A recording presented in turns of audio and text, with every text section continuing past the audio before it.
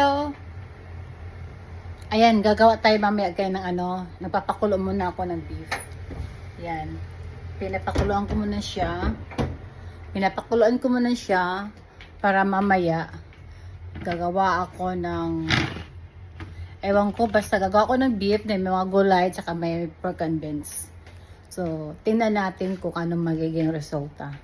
So, ngayon, kasi nag-isa lang ako ngayon dahil wala yung dalawang mag-ama, ay ako nagugutom na.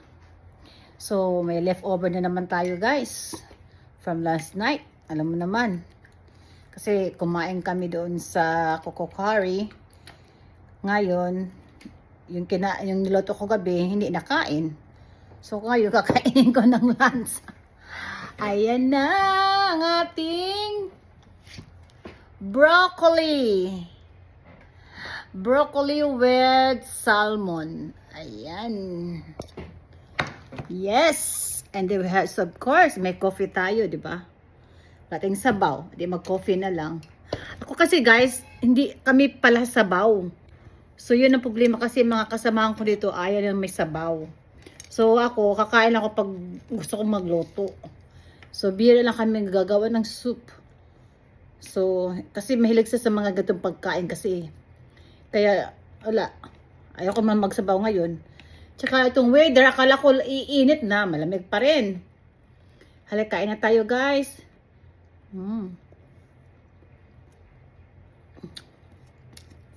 Masarap pa rin pakiramdam ko guys.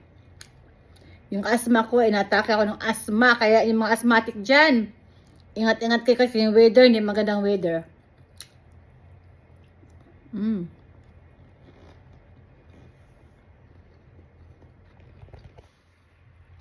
Ayan.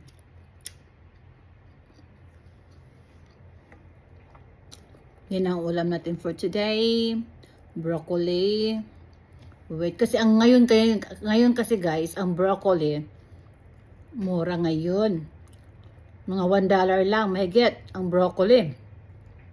Dati-rati ang mahal yan. Actually mga komisaryo sa yan, mga 3 piso. Ngayon mura lang. So, habang murang broccoli, samantalahin natin kakain tayo ng maraming broccoli, which is good for the health anyway. Maganda ang broccoli sa ating katawan. Kaya, as much as possible, kain tayo. Kasi magmamahalan na naman yan eh. Kaya, bilis natin kakain. Bilis natin kakain tayo ng marami ng mga broccoli. Sarap ang coffee. Black coffee. Diba? Ano oras na ba nga? 3:30 na ngayon. Ito pa yung lunch ko. So, ito na yung lunch ko, tsaka dinner. Oh, ganon. Okay. Thank you guys for your watching. Thank you. Kain din kayo dyan guys ha. Tayong medyo nagkakaedad na. Kakain na tayo ng healthy food. Alright guys, thank you for your watching. Ayan ang ating broccoli. Thank you guys.